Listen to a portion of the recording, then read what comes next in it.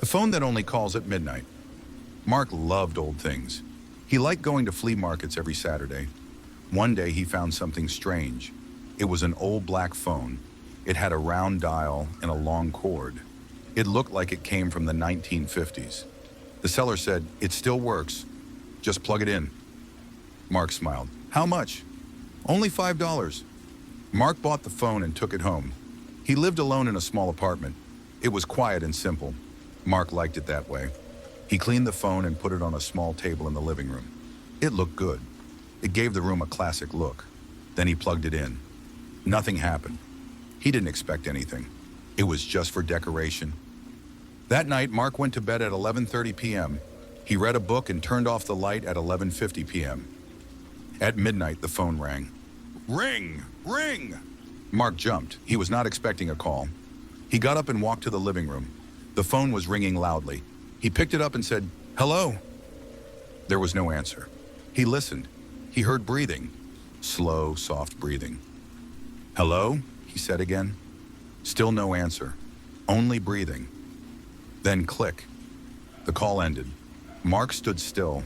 He looked at the phone. "That was weird," he said. "Maybe a wrong number." He went back to bed, but it took him a long time to fall asleep.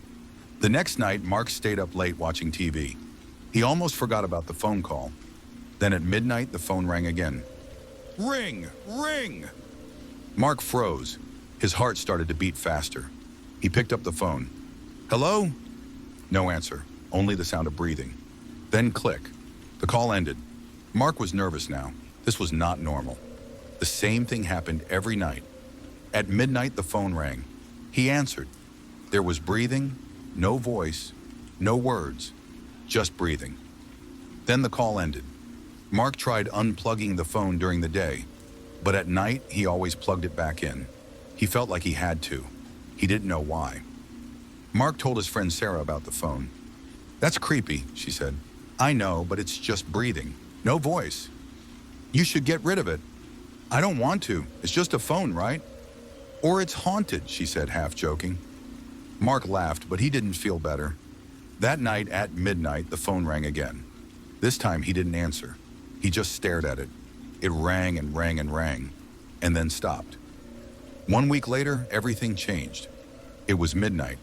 The phone rang. Mark picked it up slowly. "Hello?" Breathing. Then for the first time, a voice whispered, "I'm outside your window." Mark's blood turned cold. He dropped the phone and ran to the window. He pulled back the curtain. Nothing. Only the dark street. No one there. He turned on all the lights. He checked the door. It was locked. He didn't sleep that night. The next night, the phone rang again. Mark did not want to answer it, but he did. "Hello?" The same whisper. "I'm outside your window." Mark shouted, "Who are you?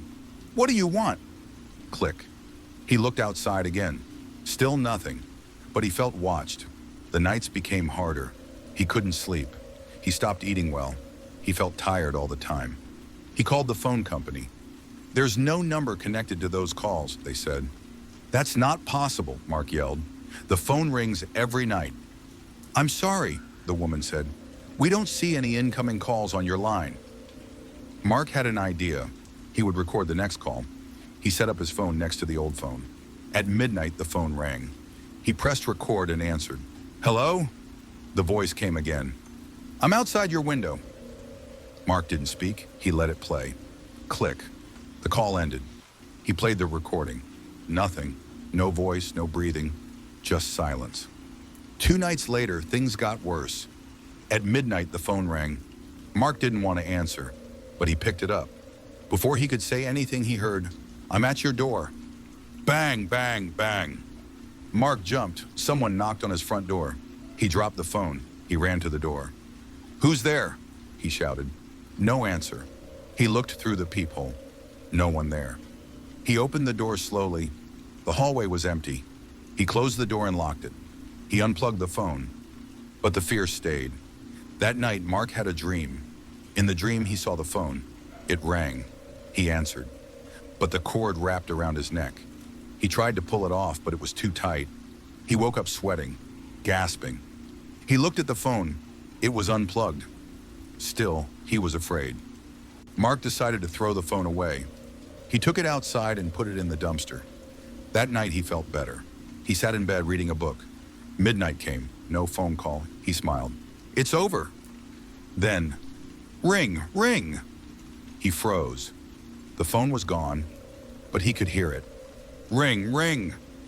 The sound came from the living room. He walked slowly. There it was, the phone, sitting on the table, plugged in, ringing. He picked it up with shaking hands. Hello, the voice whispered. I'm behind you. Mark turned around and screamed.